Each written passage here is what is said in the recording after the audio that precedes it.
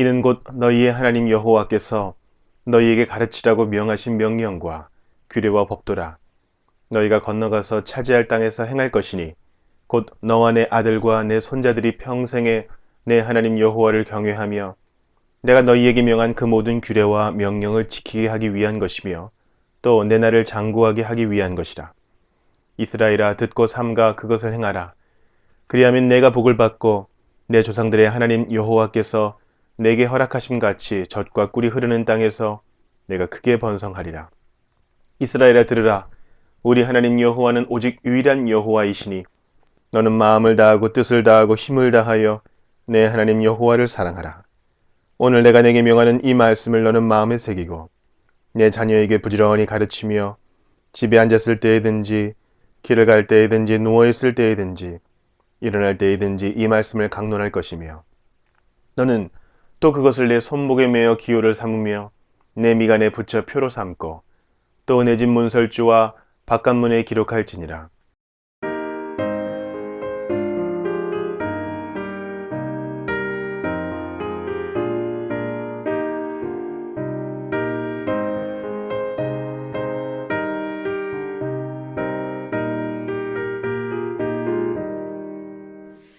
즐겁게 안식할 날 반갑고 좋은 날 내 맘을 편케 하니 즐겁고 기쁜 날 이 날에 천하 만민 다 보좌 앞에서 참되신 삼위일체 다 찬송 부르네.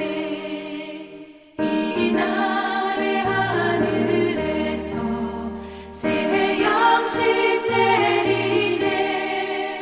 성회로 모이라고 종소리 울리네. 복음의 맑은 빛은 온 세상 비치며 또 영생 물이 흘러 시원케 하시네.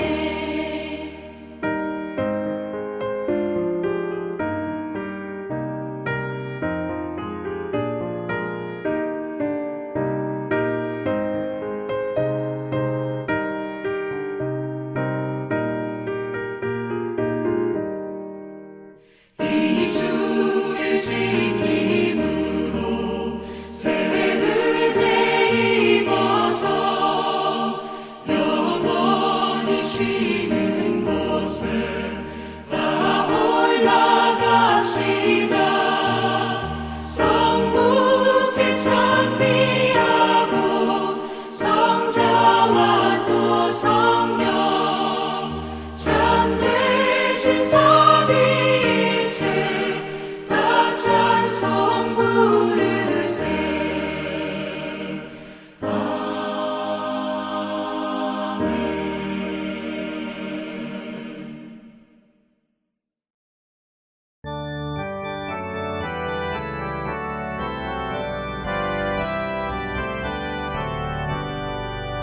내 주의 나라와 주 계신 성전과 피 흘려 사신 교회를 늘 사랑합니다. 내 주의 교회는 천성과 같아서 눈동자같이 아끼서 늘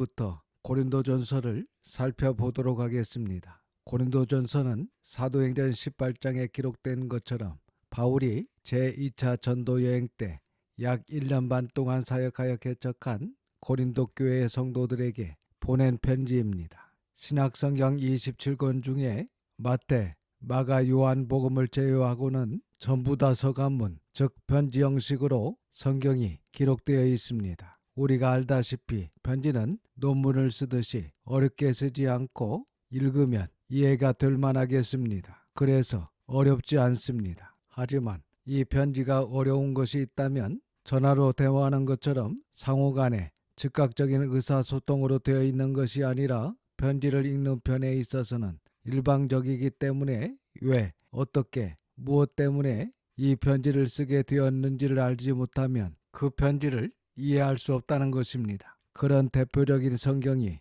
고린도 전후서가 됩니다. 고린도 교회 안에 무슨 일이 일어나는지를 모르는 상황에서 고린도서를 읽게 되면 내용도 알지 못하면서 오해를 할 수 있다는 것입니다. 그래서 이 고린도 전후서는 반드시 고린도 교회의 배경과 상황을 알아야 합니다. 이 고린도 교회에 보내는 편지를 기록할 당시 바울은 제3차 전도 여행 중 에베소에서 사역하고 있었습니다. 특별히 두란노 서원에서 열심히 제자들을 가르쳤고 그리하여 주님의 말씀이 힘이 있어서 흥왕하는 역사를 경험하고 있을 때에 바울에게 고린도 교회에 좋지 않은 소식이 전해지게 됩니다. 그것은 바울의 기대와는 달리 교회의 상황이 이전에 비해 좋아졌다는 것이 아니라 오히려 여러 문제가 발생했다는 걱정스러운 소식이었습니다. 그래서 바울은 고린도 교회에 편지를 쓰게 됩니다. 고린도 교회의 문제는 고린도 교회 안에 파벌로 인한 분쟁과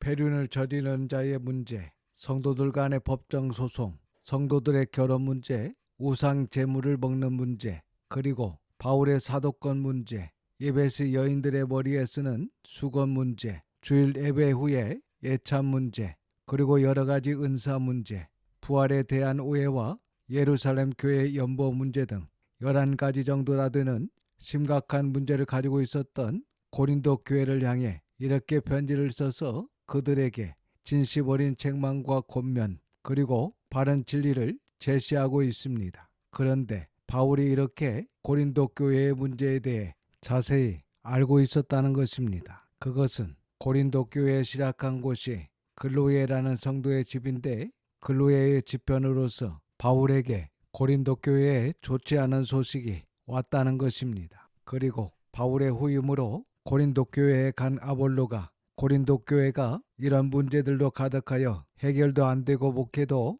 더 이상 할 수 없어 바울이 있는 에베소로 와서 바울에게 알렸다는 것입니다. 그리고 고린도 교회 담임이었던 아볼로가 사임하고 에베소로 오니까 이 아볼로를 다시 모시려 가려고 스데바나, 부두나도, 아가이오 집사님이 에베소로 바울을 찾아와서 알게 되었다는 것입니다. 그리고 고린도 교회 성도들이 스스로 문제 해결이 안 되니까 사도 바울에게 편지를 보냈다는 것입니다. 그래서 바울이 고린도 교회에 11가지나 되는 문제를 알게 되었을 것이고 그 문제들을 해결하기 위해서 고린도전서를 쓰게 된 것입니다. 이처럼 고린도전서는 고린도 교회 성도들의 잘못된 것을 수정하고 교정하기 위해서 쓴 편지이기 때문에 교정서신이라고 합니다. 그래서 고린도전서 전체 분위기는 이러한 문제를 일으킨 고린도 교회 성도들을 책망하고 있는 어두운 분위기임을 염두하고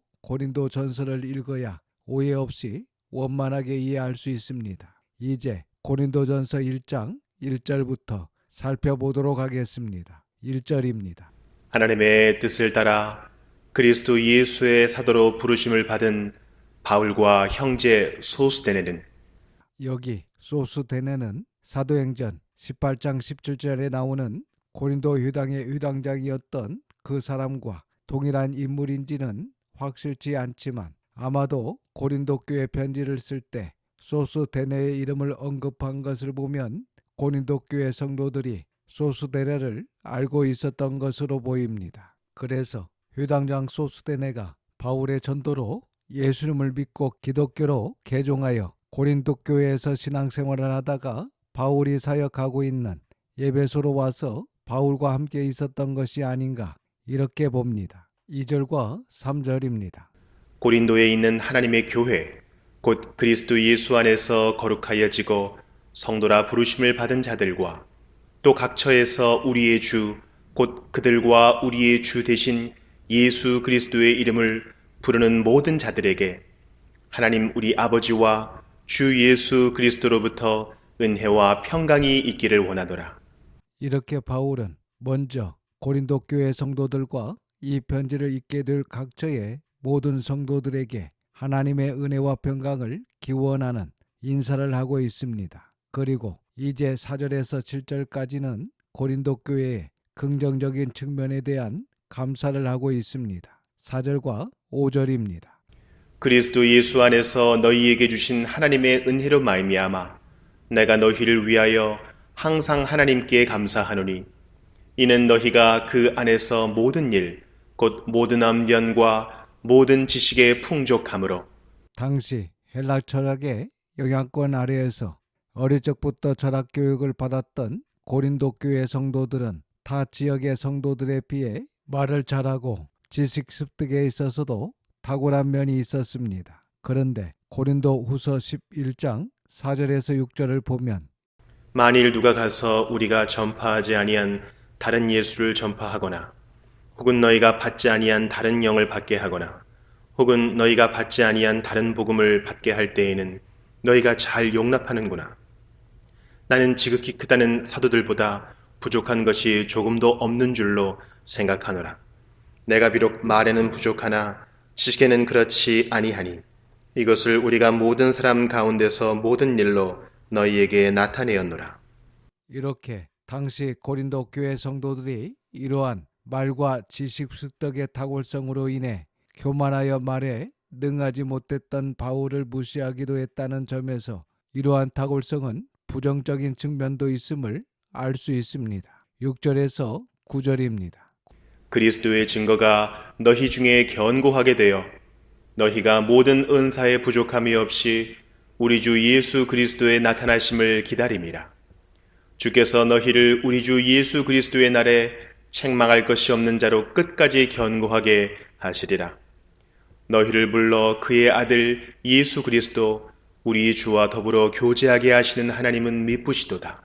9절에 미쁘시도다 라고 번역한 헬라어 비스도스는 신실하시도다, 진실하시도다 이런 의미입니다. 그러니까 바울은 먼저 고린도 교회 성도들의 긍정적인 측면과 재림신앙을 인하여 감사하며 신실하신 하나님께 성도들을 예수님께서 강림하시는 그날에 책망할 것이 없는 자로 끝까지 견고하게 세우실 것을 믿습니다. 이렇게 이야기하고 있습니다. 그래서 여기까지 바울은 인사와 함께 고린도 교회에 대한 바울의 감사와 믿음을 이야기한 후 이제 본론으로 들어가 이 서신을 쓰게 된 고린도 교회의 구체적인 문제에 관하여 언급하기 시작합니다. 먼저 1장 10절에서 4장까지 고린도 교회의 분열 문제에 대한 바울의 권고입니다. 그러니까 당시 여러 가지 문제가 고린도 교회에 있었습니다. 그 중에 교회 분열의 문제를 가장 먼저 그리고 긴 지면을 할애하여 다루고 있는 것을 볼 수 있는데 함께 보겠습니다. 10절과 11절입니다.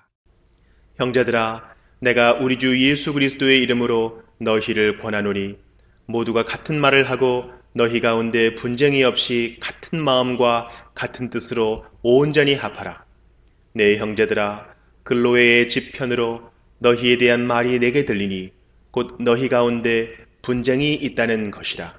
바울은 고린도 교회 성도들에게 분쟁이 없이 한마음 한뜻으로 온전히 합하라고 권고하고 있습니다. 그렇습니다. 교회가 교회 되기 위해서는 성도들이 한 아버지 안에서 한 성령님 안에서 한 진리 안에서 같은 말, 같은 마음, 같은 뜻으로 온전히 하나가 되어야 합니다. 하지만 당시 고린도 교회는 각자가 주장하는 지도자들을 중심으로 분열되어 있는데 11절 말씀을 보면 이렇게 지금 에베소에서 사역하고 있는 바울에게 글로에의 집안 사람들이 고린도 교회 안에 분쟁이 있다는 소식을 전해 주었다는 것입니다. 12절입니다. 내가 이것을 말하거니와 너희가 각각 이르되 나는 바울에게, 나는 아볼로에게, 나는 게바에게, 나는 그리스도에게 속한 자라 한다는 것이니. 여기 바울파는 바울이 고린도 교회를 개척했기 때문에 한마디로 창립 멤버파라고 할 수 있습니다. 그리고 아볼로파는 아볼로가 구약에 능통한 학자였기 때문에 구약 말씀파라고 할 수 있습니다. 그리고 게바파는 바로 예수님의 수 제자인 베드로를 따르는 정통파라고 할 수 있습니다. 그리고 그리스도에게 속한 자, 이 사람들은 바로 근본파라고 볼 수 있습니다. 사실은 모두가 이 그리스도에게 속한 그리스도파가 되어야 합니다. 그런데 당시 고린도 교회는 이렇게 네 파로 나누어져서 서로 분쟁했다는 것입니다. 13절에서 16절입니다. 그리스도께서 어찌 나뉘었느냐? 바울이 너희를 위하여 십자가에 못 박혔으며 바울의 이름으로 너희가 세례를 받았느냐? 나는 그리스보와 가이오 외에는 너희 중 아무에게도 내가 세례를 베풀지 아니한 것을 감사하노니 이는 아무도 나의 이름으로 세례를 받았다 말하지 못하게 하려 함이라. 내가 또한 스데바나 집 사람에게 세례를 베풀었고 그 외에는 다른 누구에게 세례를 베풀었는지 알지 못하노라.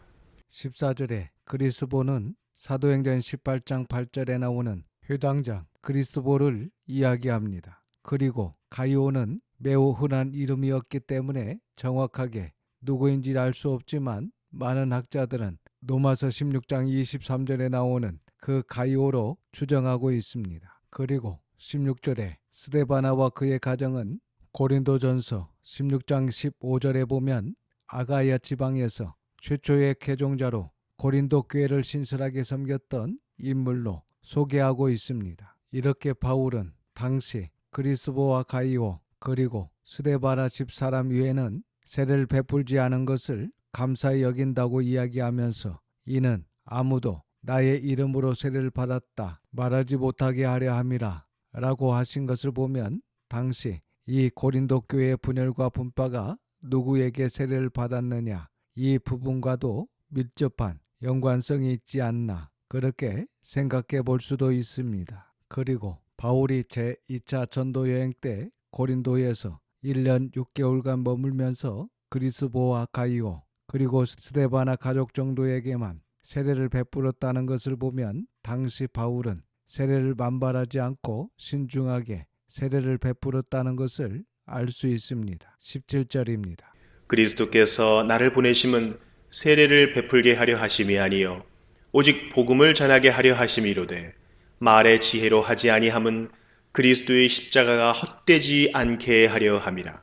이 말씀은 세례는 중요하지 않고 복음만 있으면 충분하다는 그런 의미가 아닙니다. 여기서 사도 바울이 이렇게 이야기한 것은 우리가 앞에서 살펴봤듯이 당시 고린도 교회는 세례를 누구에게 받았느냐라는 것으로도 교회가 파가 생기고 분열하게 되었습니다. 그래서 세례도 중요하지만 복음이 더 우선이지 않느냐 이렇게 강조하여 이야기한 것입니다. 그러나 세례도 중요합니다. 사복음서를 보면 예수님도 친히 세례 요한에게 세례를 받으셨고 또한 마태복음 28장 19절을 보면 예수님께서 승천하시기 전에 그러므로 너희는 가서 모든 민족을 제자로 삼아 아버지와 아들과 성령의 이름으로 세례를 베풀라고 이렇게 명령하셨습니다. 그리고 사도행전에서도 보면 세례를 받으라 라고 말씀하십니다. 그래서 복음이 전파되고 예수님을 믿는다고 고백하는 수많은 사람들이 세례를 받은 것을 확인할 수 있습니다. 이만큼 세례가 중요합니다. 그래서 우리는 성경을 한 절만 보고 오해하면 안 됩니다. 앞뒤 문맥을 다 살펴봐야 합니다. 오늘은 여기까지 하겠습니다. 기도하겠습니다. 아버지 하나님, 하나님의 거룩하신 이름을 찬양합니다. 오늘도 귀한 하나님의 말씀을 듣게 하시고 깨닫는 마음을 주셔서 감사드립니다. 바울이 개척한 고린도 교회 성도들이 분열되고 또한 여러 가지 문제로 인하여 그 문제를 해결하기 위해 바울이 쓴 고린도 전서를 살펴보고 있습니다. 이 시간 저희들이 말씀을 정직하게 잘 배워서 오해 없이 하나님을 바르게 알게 하시고 또한 성도들이 한 성령님 안에서 한 진리 안에서 같은 말, 같은 마음, 같은 뜻으로 온전히 하나가 될 수 있도록 인도하여 주시옵소서. 그리하여 교회가 든든히 세워지고 주님의 말씀이 더 힘있게 증거되어 하나님의 나라와 하나님의 뜻이 이루어지는 귀한 은혜와 역사가 있게 하여 주시옵소서. 모든 것을 감사드리며 우리 구주 예수님의 이름으로 기도드립니다. 아멘. 지금은 우리 구주 예수 그리스도의 은혜와 아버지 하나님의 그 크신 사랑하심과 성령님의 감화감동 역사 충만 교통하심이 한 진리 안에서 하나 되어 살아가는 모든 성도와 자녀와 가정 위에 함께 있을지어다. 아멘.